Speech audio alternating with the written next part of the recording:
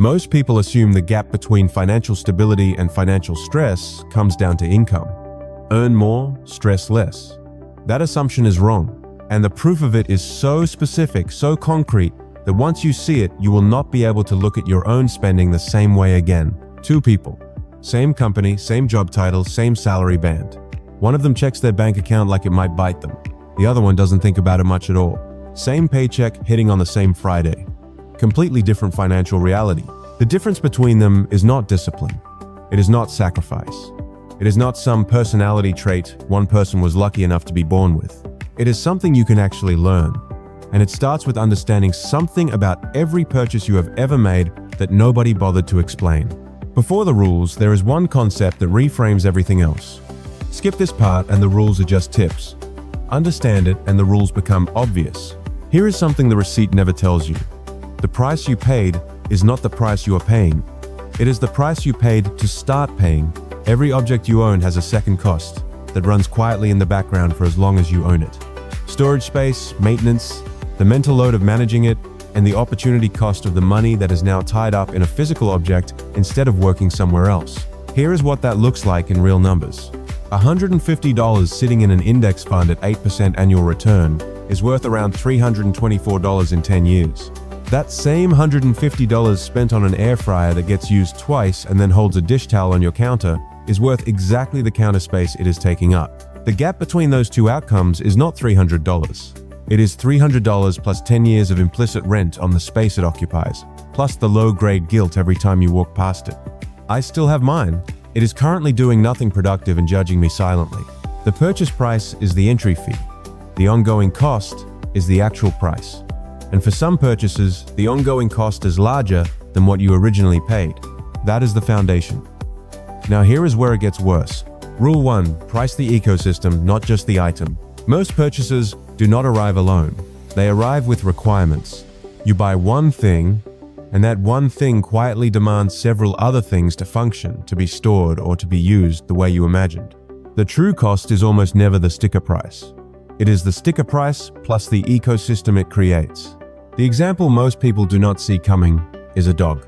Adoption fee $800 to $2,000, year one food $600, vet checkups $400 to $600, and we have not gotten to the emergency yet.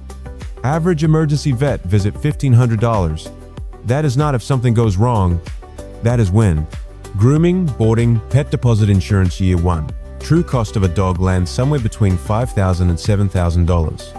Nobody runs this math before they make eye contact with the dog at the shelter. The dog is not thinking about the math. The pet industry absolutely is. The same pattern follows every major purchase. The item is never really what you are buying. Price the ecosystem, or the ecosystem prices you. Once you understand that spending has no natural ceiling on its own, the next question is obvious. Where do you set one? Rule 2, define what enough looks like before you earn it. Getting a raise should make you richer. For most people, it does not.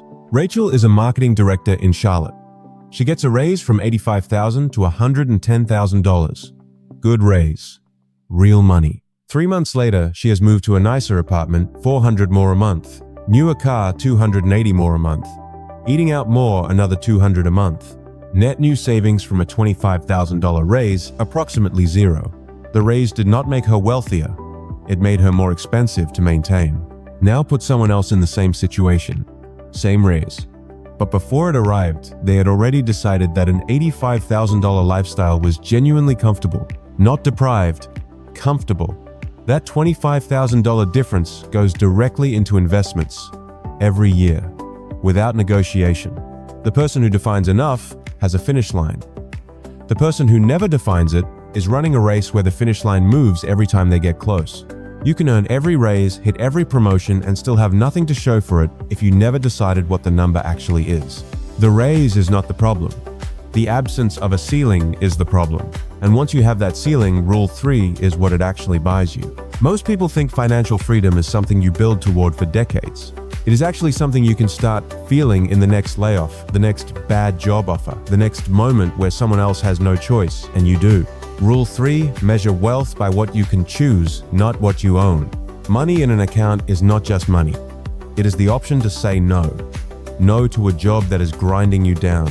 No to the first offer after a layoff when you know it is wrong, but the alternative is panic. No to things that pay well but cost something you do not want to pay. Marcus is a software engineer earning $130,000 a year. His lifestyle runs close to that number: mortgage, 2 car payments, subscriptions, the full setup. When his company lays him off, he has 2 months of runway. He takes the first offer within 6 weeks. He knows the culture is bad. He takes it anyway because waiting is not something he can afford. Same income, different person lifestyle, set deliberately at $70,000. The layoff hits the same way. But this person has over a year of runway. They pass on the first offer. They wait. They negotiate. They end up at $20,000 more per year than Marcus's new job. $20,000 more per year. Because they could wait 6 weeks, his savings account was not an emergency fund. It was a negotiating tool. Stuff is frozen capital. Margin is freedom. And freedom pays better than most things you could have bought with the money you spent to avoid having it. Now the foundation is set. The next rules are tools, starting with one you can use on any purchase in about 30 seconds. Rule 4, calculate cost per use before you buy anything. Total cost divided by realistic uses. That number is your cost per use, and it is the only measure of value that actually means something. A cast iron pan at $180 used 3 times a week for 5 years under 2 cents per use. Extraordinary. A juicer at $340 used twice before it migrates permanently to the back of the cabinet, $170 per use. A gym membership at $85 a month used twice a month, $42 per visit. At that point, you are paying boutique fitness prices to occasionally use a treadmill you do not enjoy. The math does not negotiate with your intentions. It only counts what actually happens. Run this before any non-trivial purchase, and it will cut through the marketing, the excitement, and the story you are telling yourself about how often you will use it. I ran this calculation on my own kitchen once. I would rather not share the full results. The point stands. Cost per use handles what you are thinking about buying. Rule 5 handles everything you already own. Rule 5, if you would not replace it, stop keeping it. Walk through your home and ask one question about each item. If this disappeared tomorrow, would I spend money to replace it? Not could I, would I? Be honest. The fondue set from your cousin's wedding registry used 0 times no. The bread maker you were genuinely excited about for approximately 1 week, no. Actually pause on that one. Be careful here, because the honest answer for most kitchen items is no, and that is uncomfortable to sit with. The jacket from a ski trip 4 years ago and you have not skied since, no. The standing desk you are currently using as a secondary closet, definitely no, and you already knew that before I said it. Most people find that a significant portion of what they own would not survive this question. These things exist in their lives not because they are wanted or needed, but because getting rid of them requires a decision, and keeping them does not. Inertia is not a reason to own something. It is just what happens when you stop paying attention. The average American home contains somewhere over 300,000 individual items. Most of them would fail this test. Every one of them is costing you something, even if that something is just the space and the mental load of owning it. Once you have cleared what should not be there, Rule 6 is about making sure you do not quietly refill the space. Rule 6, never replace something that still works. Functional is not the same as broken. This is obvious in theory and almost universally ignored in practice. Over 30 years, upgrade culture applied across phones, laptops, cars, furniture. And appliances costs the average person somewhere between $150,000 and $200,000. Not in big dramatic purchases. In the steady, almost invisible pattern of replacing things that still worked because newer versions existed. The average American replaces their phone every 2 to 2.5 years. Not because the old one stopped making calls. Because the new one has a slightly better camera and a color option, the old one did not come in. And somewhere in the marketing, a feeling was created that last year's device is already behind. 2 years ago, I replaced a laptop that worked perfectly. The keyboard was fine, the screen was fine. I had written around 40,000 words on it without a single complaint. I replaced it because the new model had a better keyboard feel, and I told myself that mattered for my work. What actually mattered was that I wanted something new and needed a justification. That is a very expensive way to solve a problem you do not have. Boredom is not failure. Desire for novelty is not failure. A newer version existing is not failure. The only failure is the one where the thing stops doing what it is supposed to do. Knowing what not to replace is half the equation.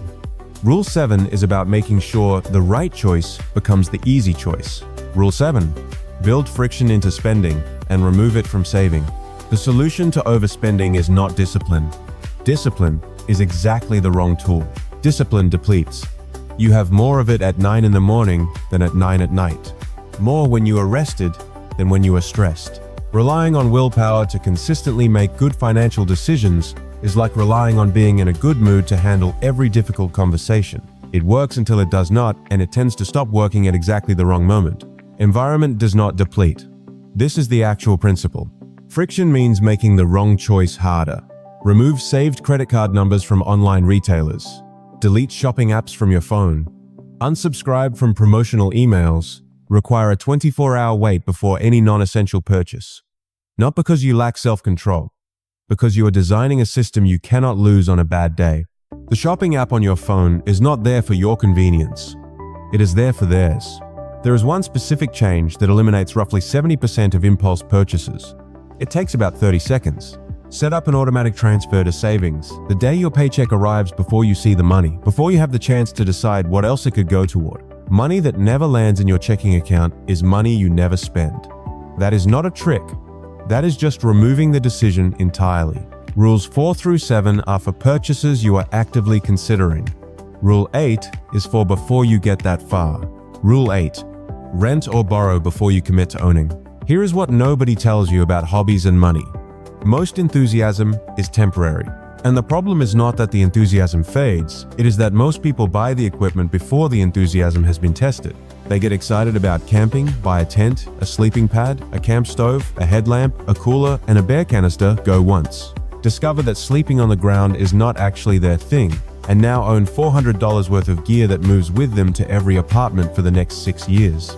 The rental fee for that same camping trip would have been $30. The discovery that they do not enjoy sleeping on the ground would have cost exactly $30.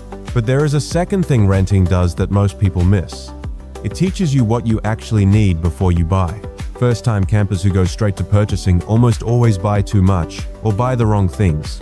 Renting first means that when you do eventually commit, you buy precisely what is necessary rather than what you imagine needing. Somewhere in America, there is a garage full of kayaks that were each used approximately once. I have been to this garage. The kayaks are very nice. Nobody is using them. All of these rules are easier to maintain when you are checking in on them regularly, which is what the last rule is about. Rule 9. Declutter in small cycles, not annual purges. 2 years ago, I did a massive declutter. 4 bags to donation, 2 boxes to trash. Felt great about myself for about 3 weeks. 14 months later, the apartment looked almost exactly like it did before I started. The purge did not fail because I was not committed enough. It failed because accumulation is a habit and a purge is not. You cannot solve an ongoing problem with a one-time event. The stuff came back the same way it arrived the first time, slowly, invisibly, one reasonable purchase at a time. What works is smaller and less satisfying. 3 items out per week. That is it. No free Saturday required, no emotional reckoning with everything you own at once. 3 items a week is 156 items a year, and it compounds the same way the accumulation did quietly in the background. Until one day you look around and something has genuinely changed. Count your stuff in one category. Pick any category. Shirts, kitchen, gadgets, shoes. Write the number down. The number alone changes behavior. When you know you own 41 shirts, shirt number 42 is a different decision than it was before you counted. Decluttering once a year is like brushing your teeth once a year. Technically you did it. Here is the part that connects all of it. This relationship between owning less and having more runs in both directions. Spending less creates savings. Savings creates security. Security reduces the emotional pressure that drives most spending in the first place. Less spending accelerates savings further. The cycle compounds. Each turn makes the next one easier. The destructive version works the same way in reverse. Spending everything creates anxiety. Anxiety creates the urge to spend for temporary relief. More spending deepens the anxiety. The cycle continues until something external forces a stop. The choice between these two cycles determines financial trajectory more than income ever could. High earners stuck in the destructive cycle build nothing. Modest earners in the virtuous cycle build everything. This is not a motivational claim.